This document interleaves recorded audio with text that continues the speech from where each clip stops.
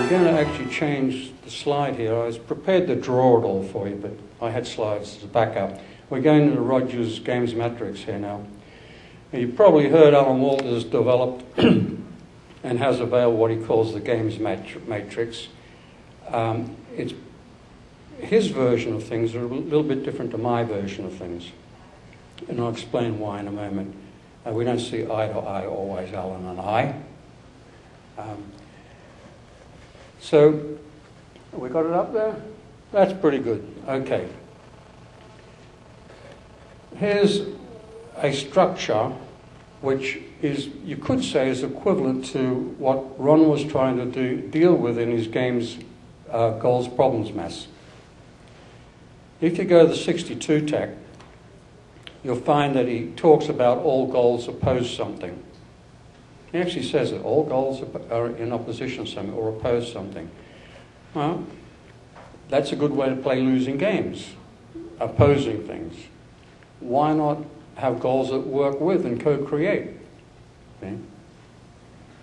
And in the original GPM tech, what he collided with is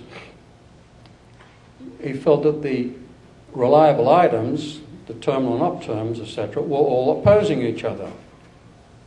Well, that's not a sensible way of having a game either. And so, after a lot of research, Alan and I, independently actually, observed that what had happened in the early days, Ron approached the case when he researched it from the bottom up. He approached it from the position of below 2 on the turn scale. I mean, the case that we were addressing was all negative case. It was the pain, it was the engrams and the unconsciousness and the griefs and all the upset. That's all below 2 on the turn scale. And all your engrams are all below 2 on the tone scale as well. That's what he was addressing and trying to handle. And so when he got into the goals, problems, mass tech, he triggered into this and he missed all of the charge that was above. And that's what was caving in on him, and it's what caved in on all the guys who were processing that tech at the time. By going in and trying to find goals that opposed something and trying to find items that opposed something was all below 2 on the tone scale, because it's below the power split where you go negative. Now you'll notice up the top there on the games matrix that I discovered actually just earlier this year, at the top you'll have a power terminal, and it's going to be whatever it is for you. I'll show you an actual games matrix in a little while of actual items. But on the other side, Alan Walters actually has it as an opposing power. I don't agree with that. I see it as being a complementary power. It's the reciprocal. You see, it works with. Then you can have a game, a positive, friendly, enjoyable and lovable game, you see. Now, all that was missed by Ron as well. We had all this opponency going on. And the other thing to know is that we're finding, as a tech development, that the real charge on the case is actually on the positives, because that's where your real power is. And that's where the real mistakes were made. It appears the charge is on the negative. Yes, there is charge on the negatives below the 2 on the tone scale, but the real deal, the real charge is actually higher. And that's what was getting missed. And being bypassed, it was caving in on us and producing what we used to call the creeps. Pretty heavy stuff. So, now I'll give you an idea. I won't switch to the games matrix just yet, but at the top of the scale, one of the games matrices that I've been running recently was in the game of causing and relationships. I, as a causer, created others to be a receiver. It's logical. It wasn't an opponent, it was somebody who was willing to receive.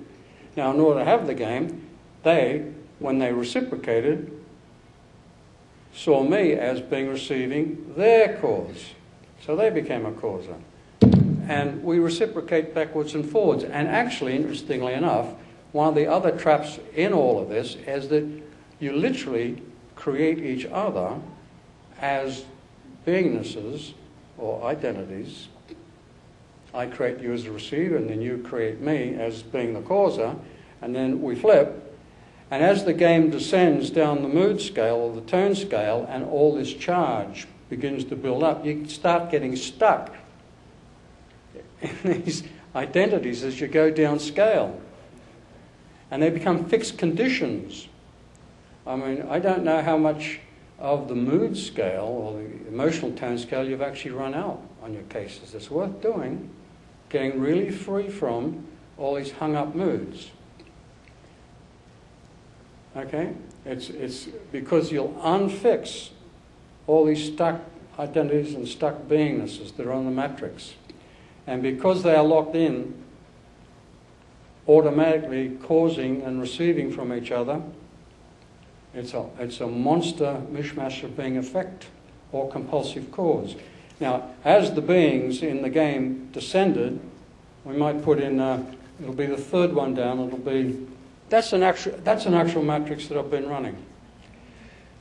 Now, what happened? It was a hell of a discovery, actually, because what was actually happening, I wasn't intending to dig up a game's matrix and run the son of a bitch.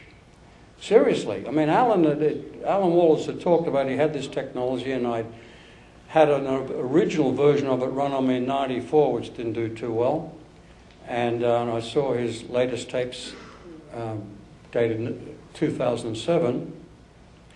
And I was mainly interested in recovering all of my prior ascensions, ascended states of being, and all of my earlier recovered spiritual abilities, and cleaning them up and having them empowered, which I do always do solo.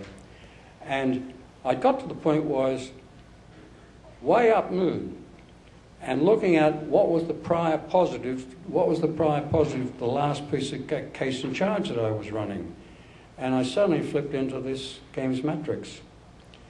And I found myself being able to cause and view others as receivers. And then I thought, that's interesting.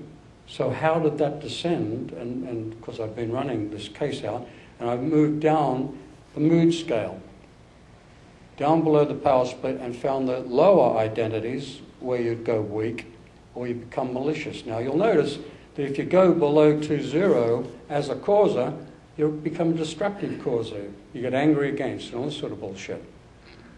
Okay?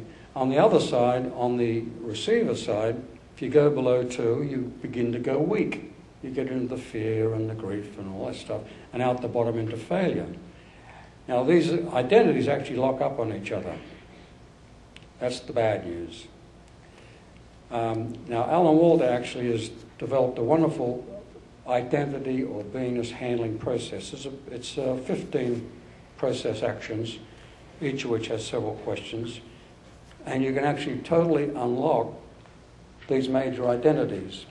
Now the distinction here, just to give you an idea of how simple it is, the distinction here is that there's really only 4 identities you need to handle. The rest are just mood aspects of it.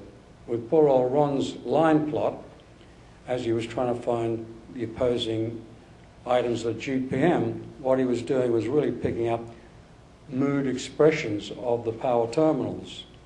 You know, an interested causa, or a bored causa, or antagonistic causa, or something like that. And the same on the effect side.